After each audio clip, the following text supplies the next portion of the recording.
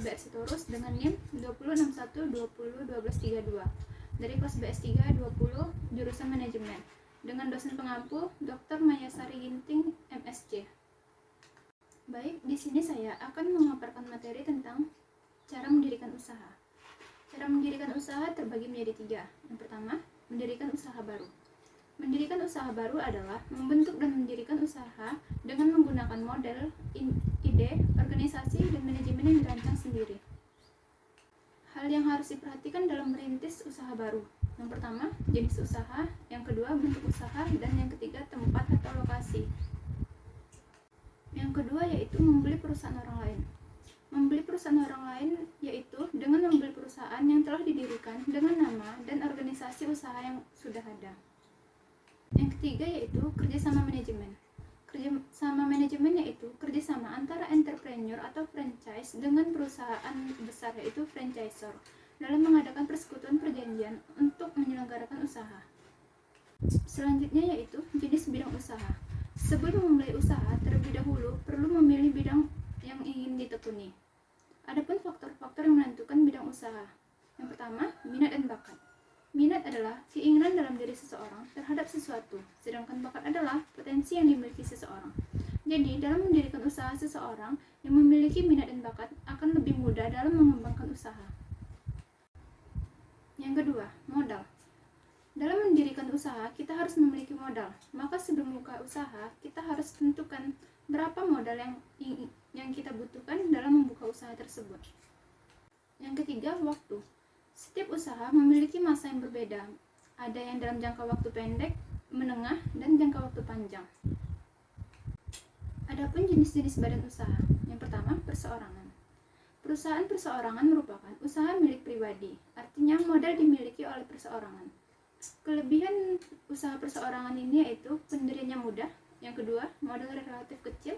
Ketiga, tidak diperlukan organisasi yang besar. Semua wewenang keputusan hak manajemen ada di tangan pemilik dan keuntungan sepenuhnya menjadi hak pemilik. Adapun kelemahannya, yaitu perusahaan perseorangan ini adalah relatif sulit untuk berkembang karena biasanya menggunakan manajemen keluarga. Yang kedua, firma. Firma merupakan perusahaan yang pendiriannya dilakukan oleh 2 orang atau lebih yang menjalankan perusahaan atas nama perusahaan. Adapun kelebihan dari firma yaitu manajemen lebih baik dari perolehan dan dari pihak luar relatif lebih mudah. Kekurangannya yaitu firma adalah jika Yang kedua, firma. Firma merupakan perusahaan yang pendiriannya dilakukan oleh 2 orang atau lebih yang menjalankan perusahaan atas nama perusahaan. Adapun kelebihan dari firma, yaitu manajemennya lebih baik dari perolehan dan dari pihak luar relatif lebih mudah. Kekurangan dari firma adalah jika salah satu pemilik firma tidak ada, akibatnya kelanjutan usaha menjadi tidak menentu. Yang ketiga, perseorangan komanditer atau CV. Perseorangan komanditer merupakan persekutuan yang didirikan atas dasar kepercayaan. Yang ketiga, perseorangan komanditer atau CV. Perseorangan komanditer merupakan persekutuan yang didirikan atas dasar kepercayaan. Yang keempat adalah perseroan terbatas. Perseroan terbatas atau yang lebih dikenal dengan nama PT adalah badan hukum yang memiliki tanggung jawab terbatas. Yang selanjutnya yaitu jenis izin usaha. Antara lain yang pertama, surat izin usaha perdagangan atau SIUP. SIUP ini diperoleh melalui Departemen Perdagangan. Yang kedua, surat izin usaha industri atau CUI.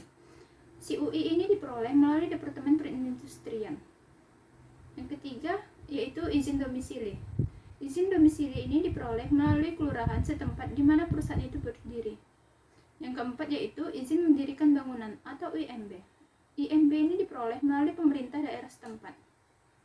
Berikut contoh studi kasus yang saya ambil yaitu salon kecantikan.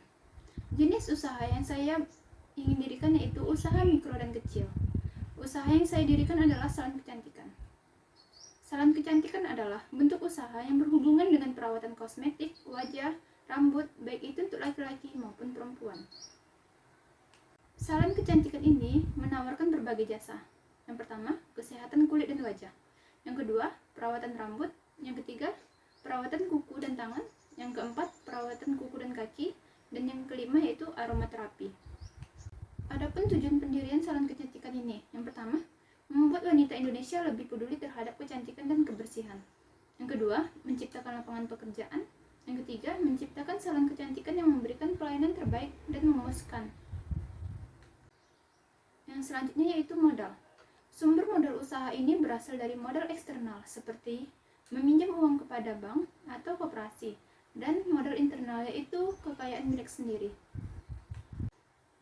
Dokumen yang dibutuhkan dalam membangun usaha ini, yang pertama yaitu SIO, yang kedua SITU, yang ketiga NPWP, yang keempat akta pendirian, yang kelima izin mendirikan bangunan, yang keenam izin gangguan, yang ketujuh yaitu surat keterangan tempat usaha.